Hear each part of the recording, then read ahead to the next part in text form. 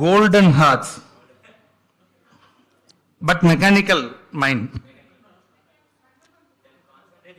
I bet you, நீங்க எல்லாருமே நம்ம சாரை பத்தி பேசும்போது அவர் கண்ணை பத்தி பேசாத நாள் இருந்திருக்கவே இருக்காது.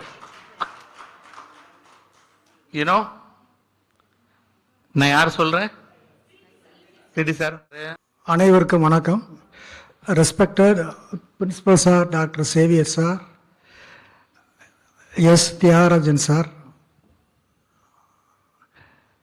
தமிழ் ப்ரொஃபஸர், இங்கிலீஷ் மேடம்,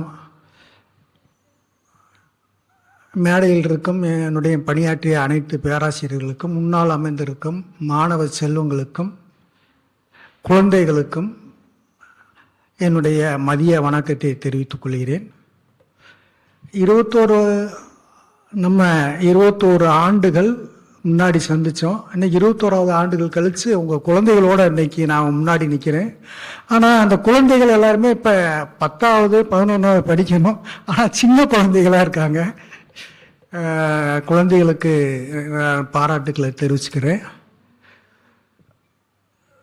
ஏதோ மெக்கானிக்கல்னு சொன்னீங்க.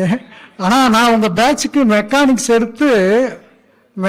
எடுத்தேன். ஆனால் நான் மெக்கானிக்ஸில் நான் படிக்கிற காலத்தில் 23 mark internal mark, 23 mark external எடுத்து பாஸ் பண்ணி வந்தவே.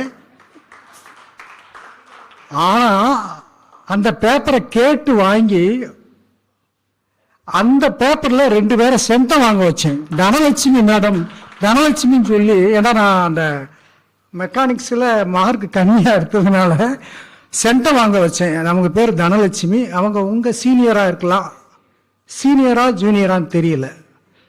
ஆமாம், தனலட்சுமின்னு சொல்லி நான் பின்னாடி உட்காந்துருப்பாங்க.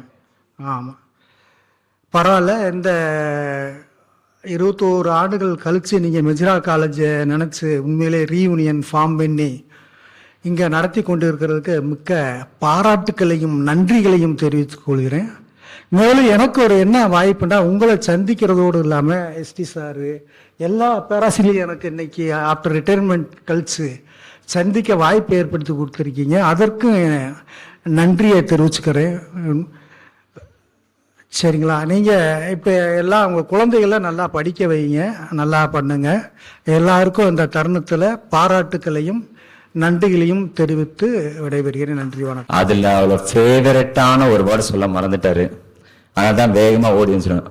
ஒப்ளிக் ஃபங்க்ஷன் என்ன சொல்லுவாரு? எல்லாம் சேர்ந்து சொல்லலாமா? எல்லாரும் இந்த வேர்டை நம்ம அடிக்கடி சொல்லுவோம். சில நேரத்தில் உங்க பேரு சட்டுன்னு மறந்துடும் சார். ஏன்னா லாஸ்ட் பெஞ்ச்ல சார் ஒன்னு அவங்க ஒப்ளிக் சார் தானே சொன்னாரு அப்படின்னு சொல்லுவாங்க சார். அதனால எல்லாம் சேர்ந்து சொல்லலாம். Oblique function, oblique function.